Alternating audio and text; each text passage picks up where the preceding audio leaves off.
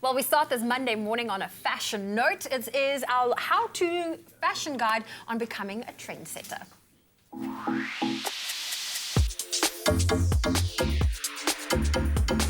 This morning we're catching up with Trend Specialist Chris Reid, and of course we're talking about trends this morning. How do they start? Who starts them? Who are the people behind the trends? And hopefully he'll have the details for us. Chris, Hi. good morning. Hi.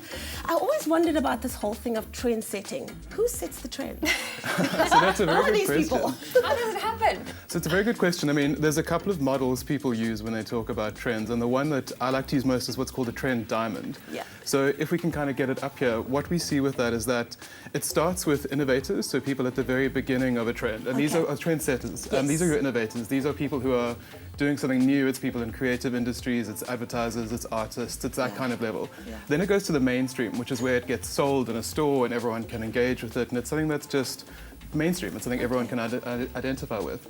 Before it goes to conservatives, and when you get to conservative, you're at the end of a trend. So it's not happening anymore, but it's just around.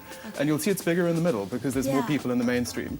Whereas it's smaller at the beginning and end, and it takes about 2 to 3 years for fashion to filter through this. Wow. Sure. But in something like architecture, it might be 10 years. So it just depends on the industry.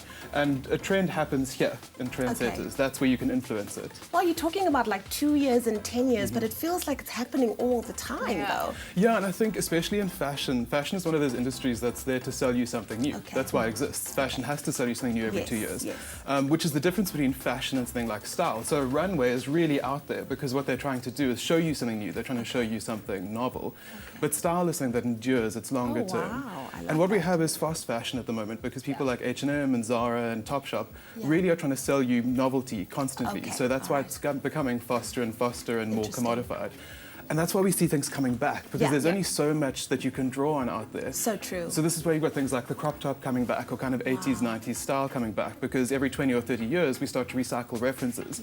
And it's especially when people weren't there the first time. So I only vaguely remember the 80s because I was born in 85. So I'm happy to kind of play with 80s fashion again, whereas people older than me don't even want to look at that because they lived through it as adults. Been there, done Exactly. that. Yeah. So how are fashion trends influenced by social trends?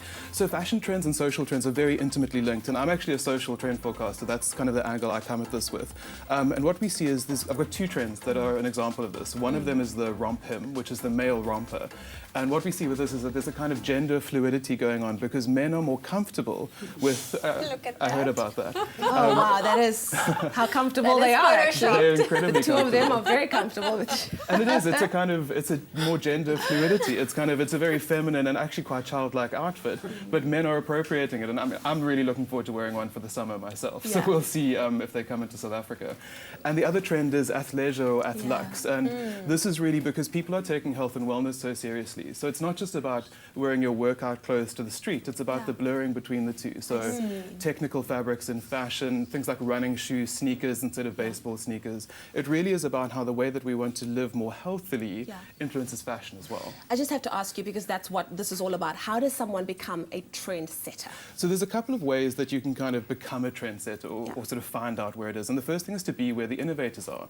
You've got to be in these kind of spaces like parties, like festivals, anywhere where there's nightlife and basically where these creative types are. So festivals are a great example of this because that's when people can have fun with fashion. And if you want to become a trendsetter, there's a couple of things you need to do. So one of them is you need to know your history because, like I say, things are going to come back. So you need to understand where fashion came from and where it's going to. You need to be in these spaces where creatives are, whether it's Fashion Week or parties or places like Maboneng and Joburg where your innovators are hanging out. Or even just not being afraid to fail. So you've got to put yourself out there to experiment with fashion. And if you want people to really understand it or you want to make a splash, you've got to try. Nice, awesome stuff. Thank you. Well, our trend specialist, Chris Reid, sorry, Chris Reid, thank you so much for joining us No this worries, morning. thanks for having me. And if you want to be a trendsetter, now you know what to do and where to hang out with.